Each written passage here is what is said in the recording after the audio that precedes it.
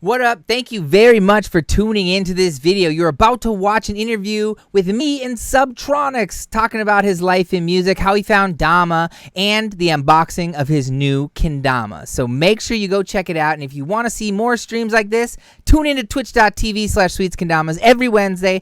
I'll be there giving away a free Kendama. See you then. Enjoy the interview. All right, everybody. I am now joined live with the one, the only Subtronics. Let's go. What's up, dude? How's it going? How are you? Oh man, I'm great. How are you?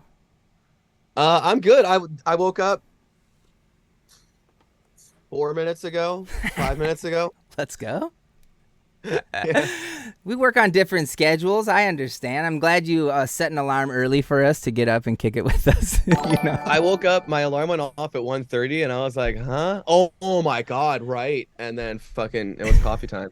Dude, it's perfect timing, though. I appreciate you joining, man. I haven't been lucky enough to meet you in person ever, like through all the years of us working together. Every time you're in town, it's just something with my kids has come up and it hasn't worked. So I'm actually super stoked to get to know you a little bit better and ask you some questions that, Instagram and all those things don't quite allow us the ability to do. And what better day than the week of your Dama announcement, bro. Holy crap, dude. It's insane. Thank you. I'm really proud of like how much effort we put in and how much time we put in to like make it absolutely perfect. There was definitely nothing rushed at all. Like and it was definitely my fault too. It was mostly on me because every time we'd come back with something, I would just have like 5 more ideas and like things I wanted to like tweak and be super nitpicky about. And yeah, I'm super hype. I think it came out really good. I'm really excited. Yeah, and it definitely shows like the time that you spent. And when you're designing a kendama for the first time, bro, it's like one thing. But then when you're designing one after having played for 3-4 years and you really love it, it's like a whole different experience. That it's like, well, you're not just sending it because you want a kendama. Now you care about every little thing so much, and it's when you're a pro kendama player that happens too. Like, or skateboarders that design decks. It's like, okay, the deeper you get in it, the more you're like, well, what can we do with this or what can we do with that? Like, it's the process is super fun. Totally. I went from like caring about it. I mean, obviously, I still care about it looking super cool, but I started caring a lot more about like, well, what are some like actual like functional features that we can add that makes this like, stand out and be unique. I don't know if I can talk about it or show it. Well, let's wait. We're gonna save it to the end of the interview, just so it's the big payoff is gonna be showing everybody and talking about all those things that you're talking about, man. That make it so special. But I wanted to ask you some questions more generally about your kendama career and music career, I guess, just because I don't know a lot about like how you started or got into what you do. And like my first question was like, did you before you started making music, like when you were younger, were there like hobbies that you had that were like kendama-esque, or did you have a lot of like goofy hobbies, or what did you do before you played kendama and music and stuff? Oh my God, yeah. Kendama is like it's like the final boss for me because absolutely yes. My entire childhood, like if there's some weird hobby that you can get good at, I was like obsessed with it. I was definitely like a Rubik's Cube kid. I used to get in trouble in detention for DW40ing the inside of my Rubik's Cube and grinding finger tricks in class. And I was super into fingerboarding, not tech decking, but fingerboarding. I would fucking super serious about it. I was a pen spinner. I would buy those pen spin like from Japan, the weighted ones. I know them all, bro. That's so sick. Oh yeah. I had a fake butterfly knife that I got really good at and like taught myself a bunch of stuff. Pogo sticking. Obviously I was a huge skate rat. Really, there's like any weird thing that like I could get good at that was different. I was obsessed with. And then obviously I saw in the chat, I spun poi. I mean, I started spinning poi for about 2-3 years, and then I got really into contact poi and tech poi. And got really into like the really thick rope. I was buying from Chris Kelly the Things on String stuff. Okay, cool. Contact poi and I was super. I would everywhere I go, I would spin contact poi, and it was kind of functioning for me the same as kendama functions now, and that like it was like my anxiety device and my like how to talk to people in social settings without actually having to overthink it because I'm spending half my brain on what I'm doing with my hands. And it was Brock, and it was Brock and a few people that kept on being like, yo, try my kendama. And I was like, no, dude, like I spin poi, like I'm a poi spinner. That's what I'm Oh, like doing. word.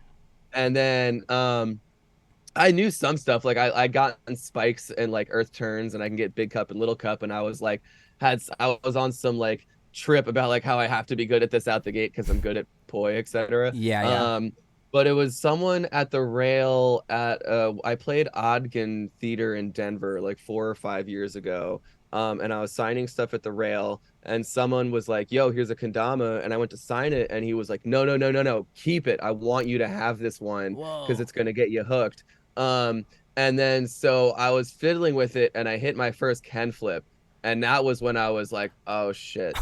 Oh, here we fucking go. Here we go. That Like was the it's over. trick. That It's gave you that over. feeling that was like, oh no, like now I see the tricks. Now I see the endless tricks in front Yeah. of me, bro. That's so sick. Dude, I had like your story is the same as mine, to be honest. Like I did all of those things that you said. I dabbled in all of them. Like I rode unicycles and did Diablo a bunch, and I played music, but it was the same thing. It was that release. You said it was your anxiety tool. Like I realize now as an adult that that's all it was. Like I had ADHD, but like wasn't diagnosed, didn't take medicine. That's all of those things were for me. It was my way to like stay active and to like make my brain work and to keep it moving. And when you said Kendama was the final boss, it was, I got chills because it was like when I found Kendama, it was the same feeling because it was like I had skateboarded, I had almost been sponsored snowboarder and done all these things and wanted to have all these achievements. But then when I saw Kendama and I saw the ability to like do these tricks and I saw people being able to be sponsored, it was like this feeling of there's so much more to this thing than I can imagine. And I didn't have that feeling with, Diablo, Yo-Yo, whatever you name it. It was this one thing where I was like, oh, I guess this is what I'm going to do now because I can't stop thinking about it. For me, it was because I used to love skateboarding and I loved the like skill tree progression of skateboarding, but I Yeah. was definitely scared growing up of because when my friends started jumping down rails and dropping in on vert ramps, I was like, I'll film you guys. So for me, it definitely was like, oh my God, this is skateboarding. Like this is literally indoor hand skateboarding where like I don't really get hurt. I mean, you might hit yourself in the face, but like it's not gonna be as bad. Yeah. And actually I kind of like the element of danger. Honestly, it's kind of an appeal for me. But it was like this is literally indoor hand skateboarding, and this is totally something where it's like the better you get, the faster you get better. And the better you get, the more fun it gets. So you kind of just hit this, and I say this all the time, but you hit this crossover point where it just fucking consumes your life whole. And I remember like as soon as I was like I hit a Ken flip and I was like looking like I could hit a whirlwind, like I was like, oh no, dude, I'm gonna like never touch poi again. Like this is like it. Like I need to fucking get as good as possible, as fast as possible. Like it is an emergency. And I literally still feel that way. But now I'm just stoked because now I'm like hitting stuff. I'll be doing lines where I'm like hitting a bunch of stuff first try, and I'm like, oh my God, like every single one of these tricks used to take me an hour. And now I'm not even like I'm not even thinking about this shit anymore. I'm just doing it. It's insane. It's Yeah. and how quickly it happened. Like what the fuck? So Well, dude, cool. you're a kendama player. I think it. You cross over from just being someone who likes kendama to being a kendama player, and like I've hung out with Boogie a lot. I've been lucky enough to like meet him a ton. And this last time when I met him, he was doing tricks like casually that I'm like, bro, I have to like practice that down spike trick. And now he's just like flipping stuff around. I'm like, you're a kendama player now. You're not just this dude who has a model who likes kendama a little. Like, and you're in that spot. Like you go to a place, if you don't have a kendama around your neck, are you like, what do I do type of vibe? Like you're that way with Um, it? I'm immediately very uncomfortable. Like, and it's serious. Like I'll get yelled at for this because it's like I'll be going places where I know there's no shot of me playing kendama, but I absolutely like it's become an anxiety comfort blanket for me. I need to have it. Like I can't really go anywhere without having a kendama just in case I find myself oh yeah, we're gonna be like standing here for 10 minutes, you know, lighting's Yeah. pretty good. Like, and I'm gonna be like, all right, lighting's pretty good. Let's go. Like, Yeah, let's get a I'm clip in. real quick, you know? Yeah. Speaking of, I was gonna say, speaking of, have you seen the part we've been working on yet? No, so I like to keep myself blind to a lot of it because I trust Coop and everyone working that I want to watch it like everyone else. So we're gonna drop it tomorrow. I wanted to maybe show a preview, but like I said, I think there's a few more things we want to do to it to make it officially epic. And so yeah, if people in chat, here's the announcement. Jesse made a full edit. He made a Kendama edit full on for this Dama, and it's gonna drop on Sweets' YouTube tomorrow. I'm sure in the morning sometime, but yeah, it's I haven't watched it, but just saying those words, I'm excited. I'm sure as everyone else in the chat is to watch you lay. So, oh, it's gonna be sick, dude. Yeah, we spent the whole tour working on it. And I filmed a whole ton of tricks, and at first it was like 10 minutes long, and we had to really cut it down. And I actually, what's funny is because like tour was now like 3 months ago. I think I've gotten better since then. So I literally got home and I filmed like four more tricks. Oh, And sick. those are like, oh, we hit an ad. Should we pause because there's an ad, or is that Oh just me? no, there's ads if you don't have a sub. So someone gift Oh Jesse a no. sub real quick. So- I'm not even logged in. I know. I think the issue is I'm not even logged oh, in. I that's do what it have a is. sub. Yeah, it's only if you're I gotta not. log in. Yeah, that's chill. Yeah. You can Oopsie. log in quick. But yeah, I got home and I was like, yo, I'm starting to like actually kind of get honed on some of these tricks that were like straight reach tricks on tour. Yeah. So like the one like banger trick that I was stoked on that I got on tour, I hit a variant of it with two more jugs after. And Dang. I was like, all right, part ender right there. So I literally came home and then filmed like three more tricks that are like all the part enders.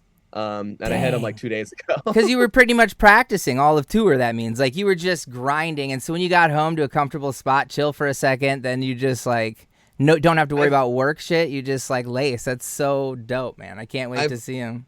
I've learned filming a part is hard because if you take too long, by the time you're done with it, you're like, oh, but I'm kind of better now. I can Yeah. more shit. That happens to Kendama players a lot who, like, go on team trips and, like, Coop's in charge of editing 20 people's clips, but then it takes a few months and people are like, oh no, like someone else I'm laced getting that this no trick, or problem. now I'm way better than that video. But it's how it goes sometime with filming new stuff. Yeah. To switch gears, just to talk about music for a second, because I don't know anything about like how you got started in music. Could you give me like the Kendama story of how you got into making music and like got to where you are? Because I don't know the Sweets Kendamas story, you know, of how you became Subtronics really at all. Totally. And disclaimer, um, cut me off when I go on for too long because I'm gonna go on tangents. This That's is okay. I got Twitch. time.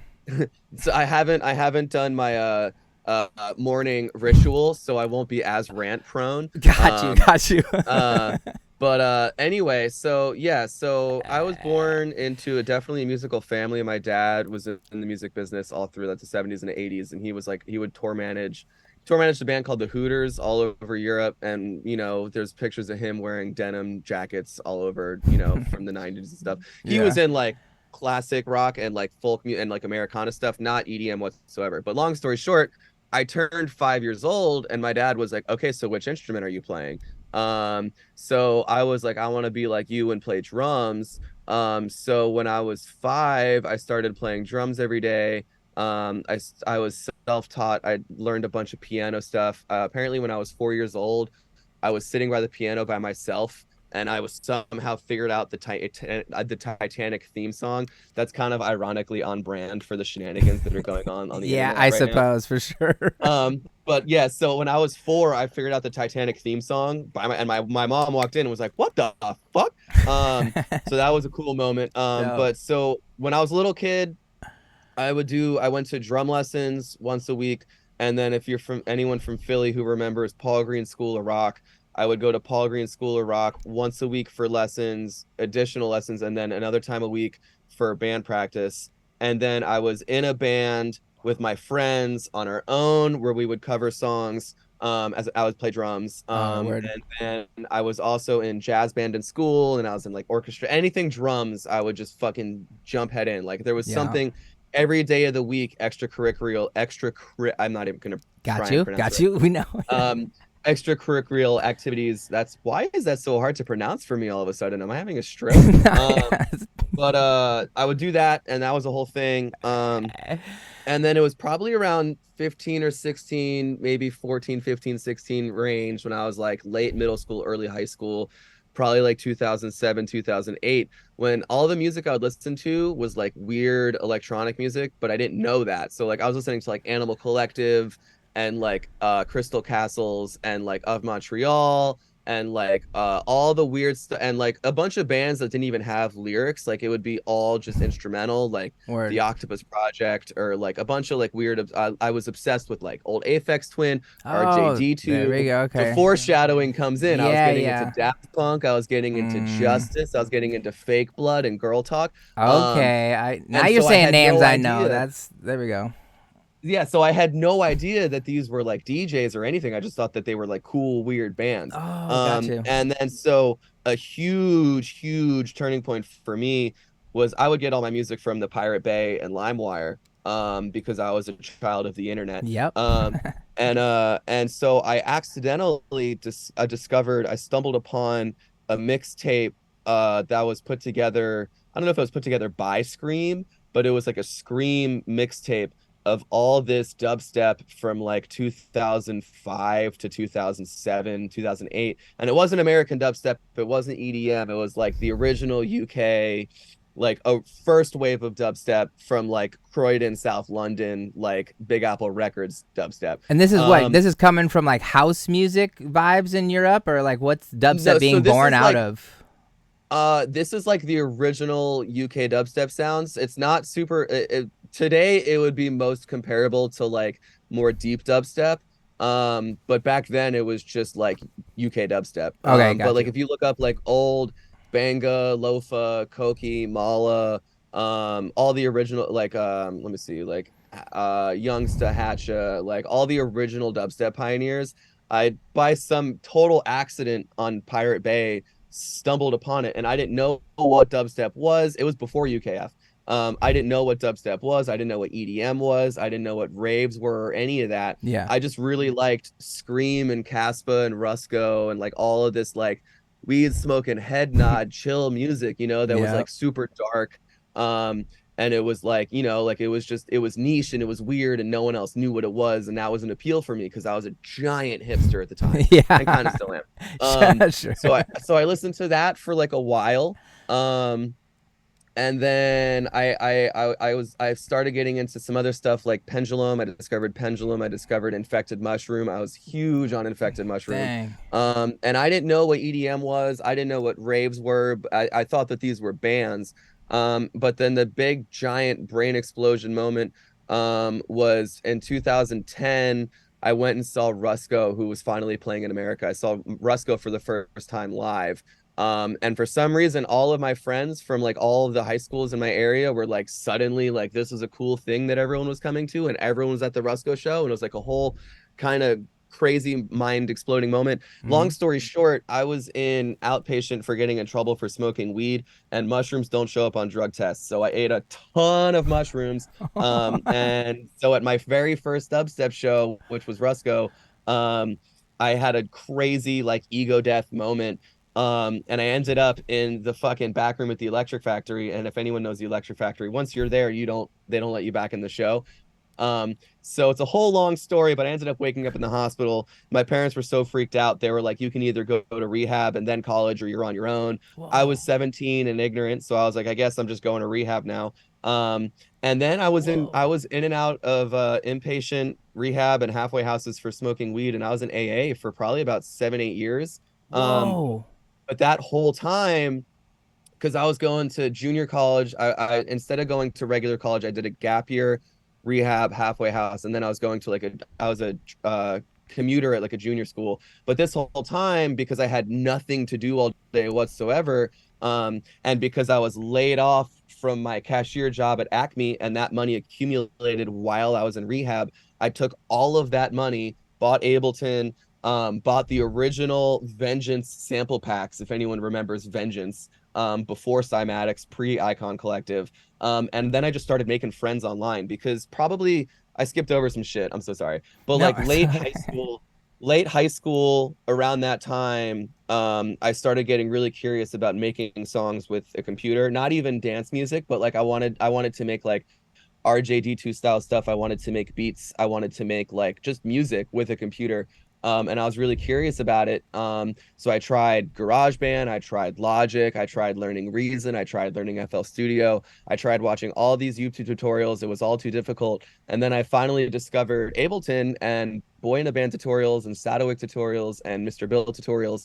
And probably like late high school, I made, I don't know, like 100 completely garbage, unlistenably bad, just nonsense music. Yeah. Um, and then so when I got my laptop back off my blackout period in rehab and I had all my unemployment money that I hadn't touched from getting laid off, I had nothing going on in life except for going to AA meetings. I was like, fuck it, I'm diving head first. And I have this one memory specifically that I will remember for the rest of my life is I'm sitting in the transport van being carted on my way to an AA meeting, having just got my laptop back, thinking, what if I do this? Like, can I really, like, what if I really fucking put everything into this? Could I actually like get some sort of career? Could I make this a thing? Could I actually make this legitimate, even though I'm just now actually going to start taking it seriously? So that was when I was probably 21. It was probably like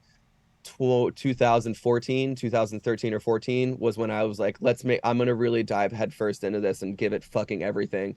And then there was another 5, 6 years of doing that, making friends online, making friends on SoundCloud, making friends in Google Hangouts, getting in touch with the underground, getting in touch with thousands of other kids at my same level, making friends with everybody I can. That's when I was still called Architect. I saw someone in the chat Oh, knows. dang. That was your first DJ name?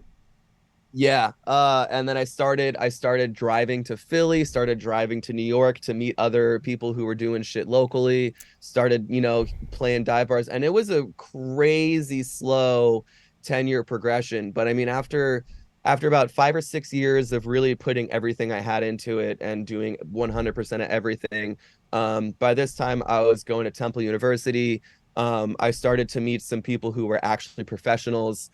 I had a 1.4 GPA. My music was starting to get pretty almost playably decent. And yeah, it kind of got to the point where luckily I started to play some dive bar shows and I actually had, 5 or 6 people who knew who I was somehow. And it was an incredibly just crawl over the course of years and years and years and years and years. And eventually I met Eric Silver, who was managing Boogie Motherfucking T. And it was around that time where they got me on just enough out of state shows where it wasn't realistically possible for me to continue school. I shouldn't have continued school anyway because I was on academic probation. And it was my dad who was like, honestly, you should take a gap year and you should fucking, I mean, obviously, I'm not going to pay for shit. You're on your own, but you should take a gap year, survive off ramen and try and play some shows for this Eric dude. And honestly, because my goal going to college was to go into the music industry as a professional. Being an artist was a pipe dream. That's just impossible. I just wanted Yeah. to be a promoter or a manager. I wanted to be like my dad. I wanted to be in the industry. I wanted to do music for a living. It'd still be work, I know, but like I wanted to be on topic with what I love. So I was going to school for music industry, and when I dropped out, my dad was like, "Hey, if you like tour a bit, that's better for your resume than finishing with a degree. So you should just take a gap year and do that."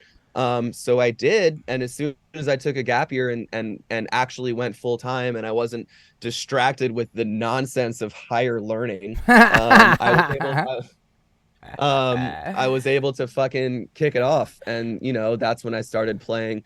If anyone in here has been a fan for a really long time, if you saw me when I was playing the Loft in Minneapolis super early on, or like the really, really first early Denver shows, those first early Florida shows, that like first time I played the Ritz, those super first early Montreal shows, that was that era when I was first dropping out of college. And my friend Seth let me live on his sofa for $200 a month, and I would steal all his food and I would steal all his weed, and I was fucking super broke for a solid 3-4 years, but whatever. Yeah, dude, that's crazy. And So yeah, your dude. so your parents were like, I'm sorry, so many things you've said like are I'm like sorry. mind melting to me. Just just the context of the story and like the AA thing with how much you love weed now. It kind of just is a I know, right? that part of the story. I'm wondering how it got to where, because it sounds like your parents were in the background this whole time, being like, "Yo, you're going to AA, you're going to college, you're going to do the normal life, and we are here to support you as long as you do that," right? And in the background of that, you're learning music, you're getting better, you're doing these things. They tell you to go to college, and like, when does the AA stop? Does it stop at freshman year, the day you get dropped off, or like, is that still something that is contingent So upon you getting school paid for and stuff paid for by your parents or whatever? so basically, and it's funny because my parents are cool. Yeah. Like they now smoke weed. They literally, my dad, I'm pretty sure they went. My mom didn't get there, but she was grounded for a month because she snuck out in the middle of the night to try and hitchhike to Woodstock. And then she got caught and she was grounded for like months. So my parents are cool. They're not like narcs. Yeah, yeah, okay, Um, cool. Sounds but good. it's because my dad was in the music industry and he had clients that were heroin addicts and he Mm, had spent decades, dealing with like the serious disease of addiction. yeah, yeah. They were on edge. And my grandma, rest her soul, was, fucking 30 years sober. So they knew it's Got you. genetic. Yep, yep. And this all being said, like, yes, I function as a pothead. But I can never touch drugs and I don't do other drugs because I know that if I did, I'd probably be fucked. Yeah. And I'm incredibly thankful for my AA experience, and I'm incredibly thankful for that conflict, that 8 years chapter of my life, because as my dad says, it did give me tools, because if I didn't learn a bunch of shit about myself, it could have gone way differently and it could have been really, really bad. Yeah, a But hundred so percent. And I'm not trying to talk shit, just so we're Oh clear. no, It's just the totally. part of the story that when I was coming to talk to you today, it wasn't something I was expecting to hear. So it's just like It's always a surprise. yeah, it's an interesting side story, but it's It cool, started. like, because there's people on my team who had parents that were the same way, who like were skaters and they didn't want them to be skaters that ended up the wrong way, so they were overprotective, even though they were parents who were like super Oh, and chill. But it's like, I get it as a it's parent now, like I'm going to be a certain way with my kid about it, right? Like, it's all crazy when and it's it's crazy how many insanely talented skaters I remember from growing up. I mean, granted, Philadelphia for a while and kind of still was in the fucking the heart of an spot. opiate Yeah. epidemic. But how many fucking insanely talented skaters we fucking lost to addiction. But I mean, long story short, Yeah. I was sent to outpatient when I was 15. I was still in high school. I actually switched schools in freshman year because of weed, because my parents were so freaked out and all this shit. Yep. And then after high school, I was sent right to inpatient rehab. I was there for a year, and then I was in a halfway house for about 3 years, where I then started going to a junior college. And it was when I transferred to Temple, I was, quote, a year sober, even though I was secretly smoking weed on the weekends. Yeah.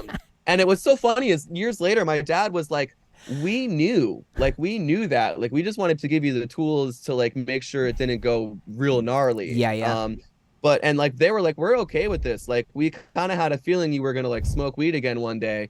But Mm. honestly, like, what I always say is, like, if I have such terrible executive functioning skills, and I was such an immature child when I was like 17, Yeah. that if I didn't go to inpatient rehab, I needed to learn how to be an adult more than I needed to learn how to get sober. So I always say, like, that experience of being in AA, like the fellowship, going to meetings every day, like that structure, is responsible for me being a functioning member of society to some degree, That's because that's where legit.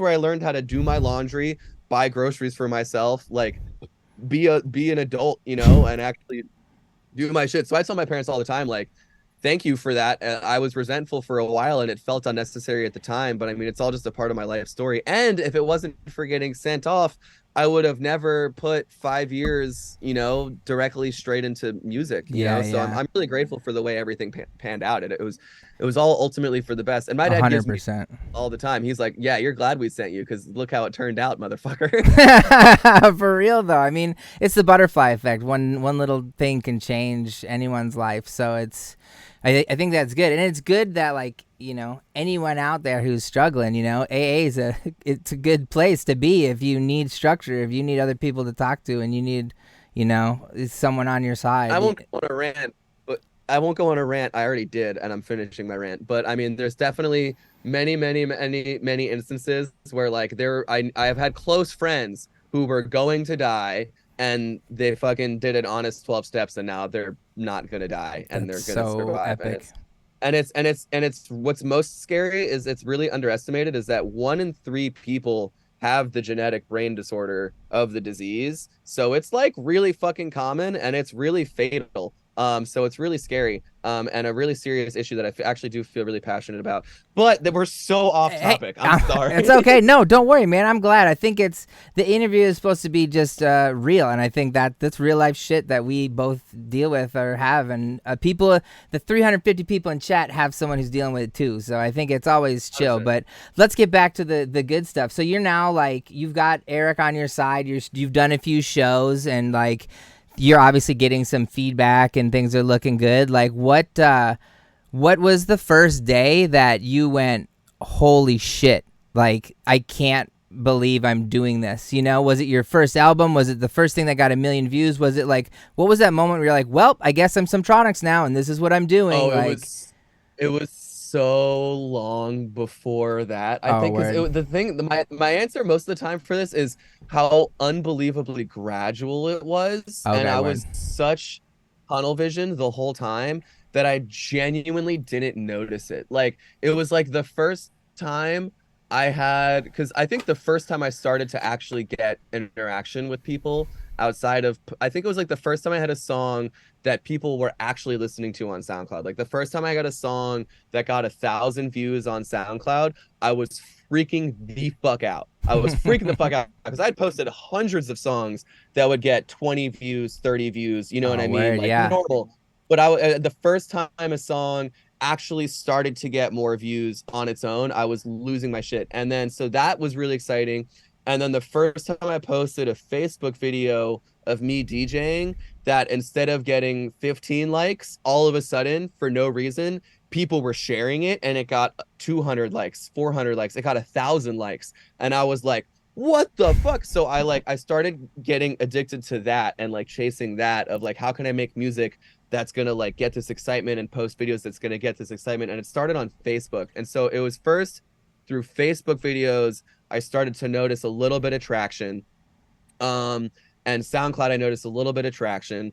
And then around this time when I started playing shows with like for Eric Silver, and I started playing shows with Brock, um, I think there was a handful of shows that like went well, and then it was all a cycle, and everything fed into everything else, and it was really gradual. So like I'd have a pretty good show that would boost the views on SoundCloud a little bit, which would, because there was more hype going on there, would get a little bit more interaction when I posted video from the show a little bit. Yeah. And there would be moments along the way that would kind of like I'd notice a leap forward. So the big turning points that I always say, Camp Bisco, the first festival I ever played, I noticed a huge change before and after Camp Bisco. Because before Camp Bisco, I'd played local opening slots, I'd played dive bars, you know, I had Yeah. songs that maybe had like 1 or 2 thousand plays, maybe three. But after Camp Bisco, that was when I started to notice interest from industry people. I started to actually like get decent reach on some social media platforms. Some songs started doing okay.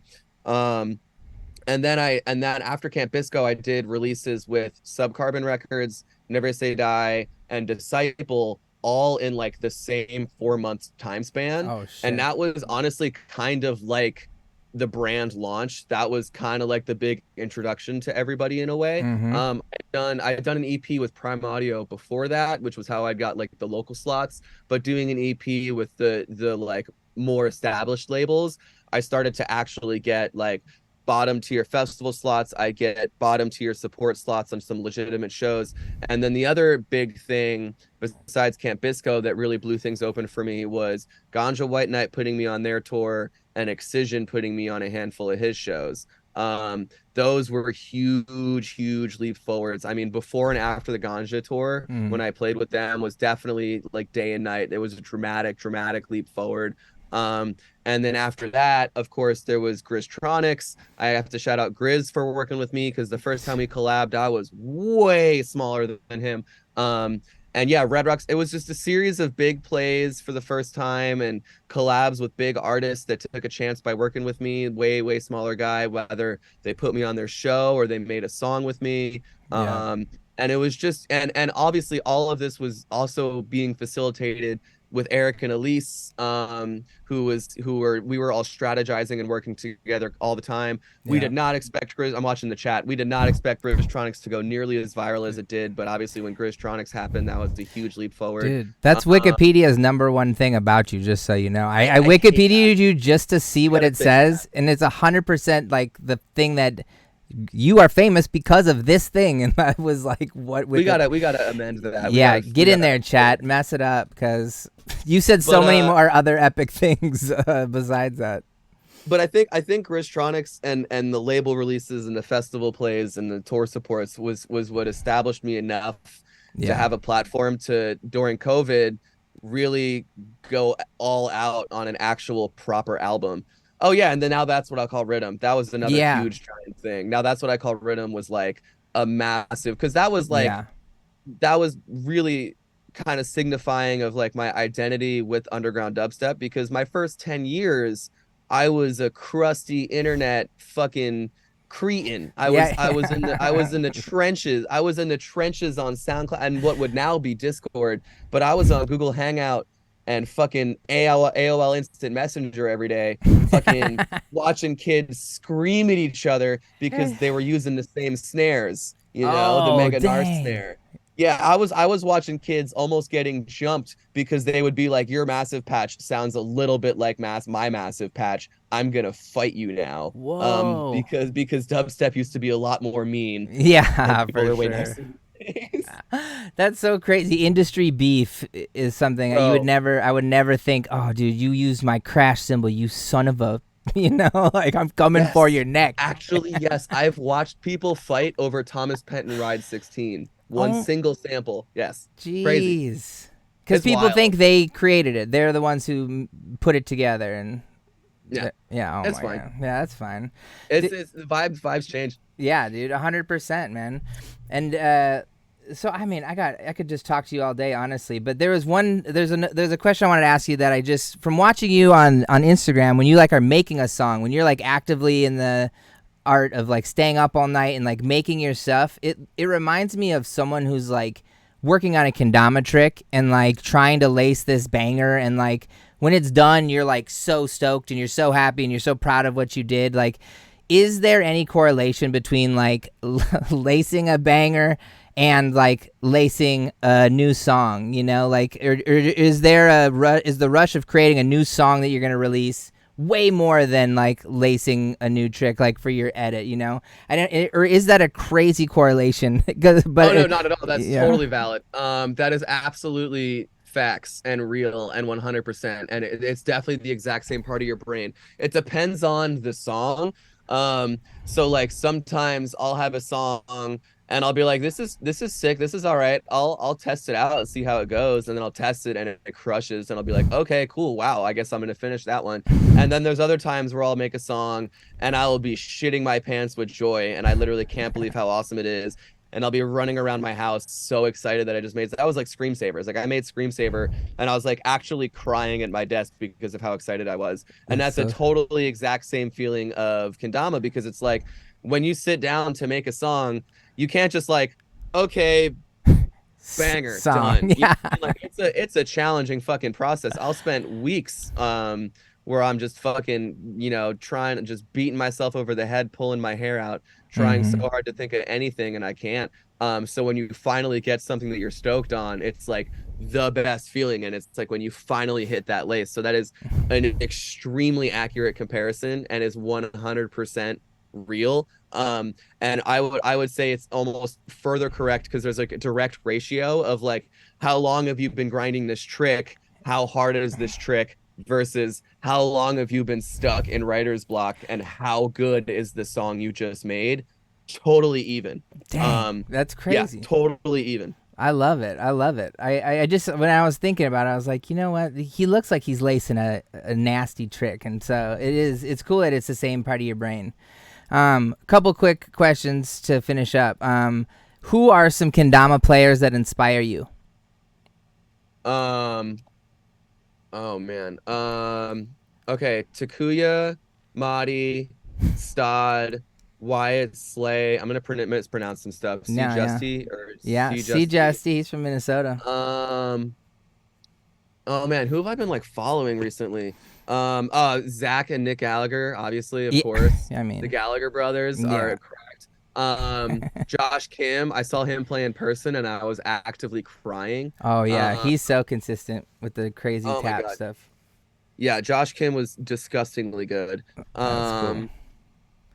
Who else? Like I gotta like look at Instagram because it's like I follow so many people and I'm just so bad with names. It's like really No, I embarrassing. think that's cool. You pulled a lot of good names. I mean, those are a lot of epic kendama players to follow. I was just curious because I know you're on Instagram and I see you commenting on people's videos and stuff all the time. So I was just like, there's got to be someone whose play inspires you because everyone's different, just like music stuff. Everyone's It's got their own it's vibe, I their own also style. Ben Harold is another. I love Ben Oh Harold. God, I mean, Um, he's but I would say it's honestly like personal inspiration would be like Stod and Madi and Takuya, I would yeah. say. Dude, Stott is also one of the most gnarly dudes and such a nice dude. He's so epic. But the other two are aliens, so I can't wait to watch them at KWC. And all you people live, if you want to watch the Kendama World Cup live, you can because we'll be streaming it right here on Sweets Kendamas this summer. So you can watch Madi's run live this year if you want when you're up in the middle of the night, Jesse. Have you ever been to Japan?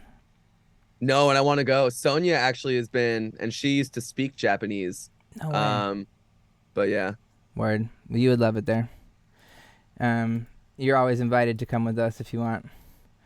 Okay, those are my questions. I think we've gone pretty deep. I think I definitely have a way better understanding of who you are and how you got to where you are, and that's super rad. So thanks for sharing. I appreciate it.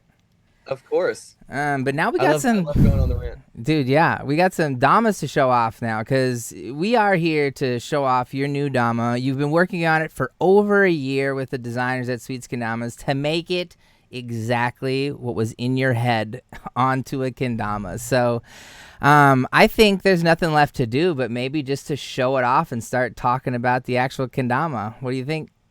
Yeah, can I put it? Am I allowed to put it on camera? Yeah, I think now's the time. I'll give a little drum roll.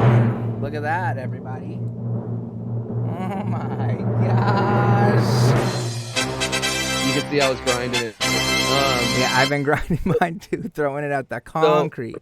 So the last thing we added was this little ring here, and the idea was that when you're tracking the fucking bevel around, you also out of the corner of your eye are kind of clocking this little black dash right here. Mm-hmm. So you where it is to get the bevel. So it's kind of like Ken tracking and Tama tracking. So that was kind of the thought there. And I haven't seen that done before with the tracking on the tip of the spike to be like a little corner of your eye visual cue. So that was one of the cool features I was excited about. I like that.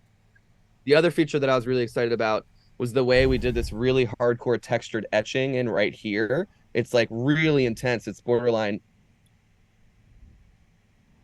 You can hear it.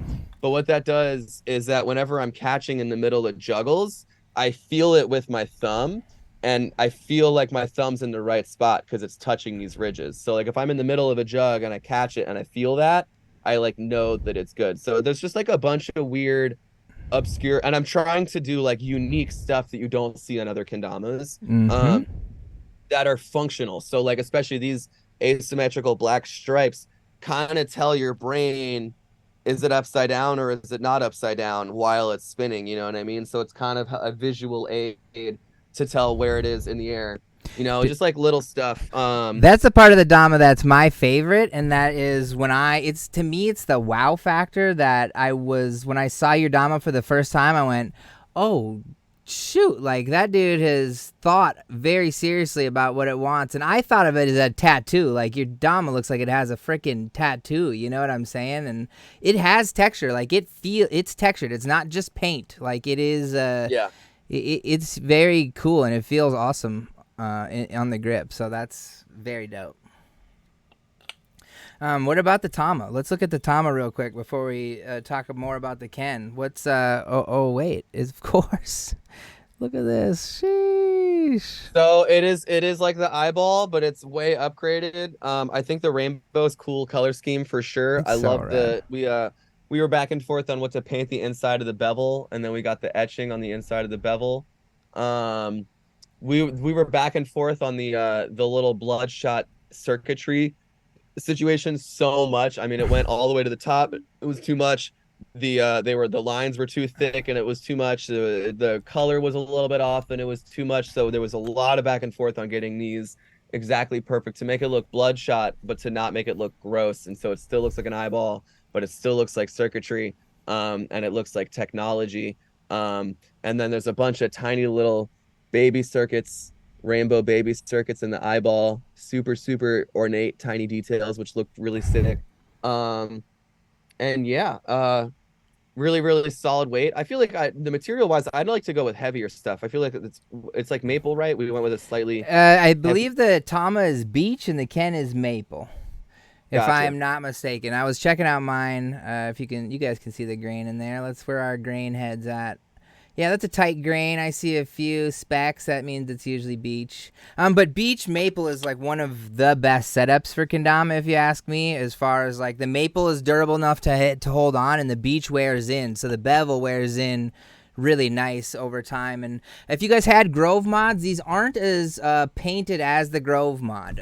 It's like the same vibe, but it's actually, you can feel the wood grain underneath it a little bit better. It was definitely one thing we wanted to do right with these ones, because the Josh ones had a lot of paint in them. So these ones, just so you know, if you had the Josh one, these ones feel a lot nicer, and you can feel the nattiness a lot more in them. So I really dig that. Yeah, so one of the coolest eyes, dude, eyeball damas I've seen ever. So it's so sick.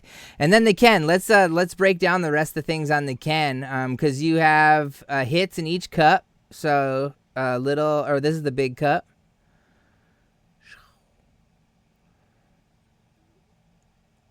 So what are these two pad prints all about? So this is the anti-fractal symbol from the remix and VIP album from Fractals, and then this is the label logo for Cyclops Recordings. Word. Okay, legit. Yes, and then it's got the Cyclops Recordings text Oh, branding at the bottom as well. And I also like this in a tracking sense as well, because yeah. the red contrast is a pretty bright color. So when it comes around, your brain kind of clocks, all right, one red, two red, three red, all right, spike. Like you can Yeah. kind of quick little visual indicator. Dude, solid tracking element for sure. You went with the classic seal. The classic JKA Japanese style, in my opinion, seal. So that one hits really nice. Yes, I love the holographic look of those. Huge fan of that. And then also, we these symbols on the Serato, they took so many attempts to get these clean. Like we were back and forth on these so many times to get them so the lines come through cleanly and they're well defined and they're well etched. That process alone took months, getting that perfect. Yeah, because Um, they're all unique, right? Like they're all very specific all the fractal symbols. symbols. Yeah. Yeah. A lot of these were not translating well at all, and we had to get clever and figure out ways to get them to look good, and it worked, and we got them all to translate really cleanly, and they're nice crispy sharp lines, which was hard to do. Yeah, dude. I mean, the people over there they're really good at what they do, and they always say they can do anything, but it takes time regardless, because samples, if you guys don't know, take 3 weeks most times to make. So if you want to change one thing, one symbol, not 20, like it's 3 weeks to try to figure out if that next symbol worked or not. Or when you wanted to make a new thing for the eyeballs, it took 3 weeks every time they wanted to like change it, because they have to create new pads and they have to ship it and send it and back and forth. And so it's such a long process. But I think in the end of the day, when you have a product that you're super in love with, then it makes that work worth it. It makes it worth it for the people who are stoked to get it this week, man. It truly is a Subtronics Dama. I think that's the one thing I said when I saw it. There is no second guessing that you designed this. This is from you. This is your brainchild, no one else's. And that is like the coolest part about it to me, because that's what pro mods are supposed to be. That's what signature mods are supposed to be, is a representation of the human. And I think you killed it on it. So thanks for collabing with us, man. And, you know, we've done like 4 other drops, but to me, this is like the first official, like true Subtronics, like mod, you know? So. Oh yeah, this is the first like full effort. And like my goal always is to like do something unique and like to do something innovative or have some cool new idea, and have something to be excited about. And there's a bunch of stuff on here on this Kendama that I'm really proud of, really excited about. I feel like we're doing something unique and interesting, and hopefully innovative, you know. I mean, it's a little ambitious, but I hope to contribute to the community as much as I possibly can. And that's the coolest part, man, to all of us. You do contribute, man, by playing Kendama and just putting us on a stage in front of 40,000 people when you're live. Like, those things never get old, and they never stop meaning a lot to me, and I'm sure everyone in this chat, because there could be the next Takuya could be at your show and sees you whirlwind and goes, what in the world is that? I have to start. And like, I got chills because you, more than any of us in our community, get to do that because you have such a cool stage and a platform. So I just want to truly thank you from all the Kendama players, because you're a big reason a lot of EDM heads and a lot of people who love that type of music are about it. Not to mention all the other people, but you get what I'm saying. So I appreciat you a lot. Hell yeah, I appreciate it, of course. And it's crazy. Like, I'll meet kids who like start playing Kendama. Like Guppy is an artist that started playing Kendama because we like gave him one on tour, and he was grinding it so hard that like literally within 3 months of starting, he was doing swinging lighthouse, instant jug spike. No, God, I hate that so much. That's so insane. Within like 3 months of starting, and I'm like, you're a fucking prodigy. Like, Jesus Christ, I almost regret giving this to you, because now I feel bad about myself.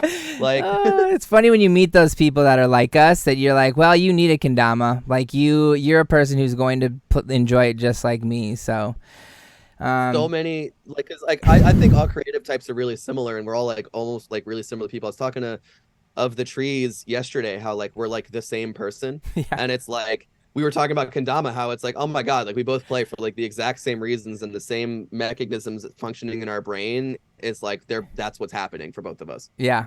No, dude, that's so sick.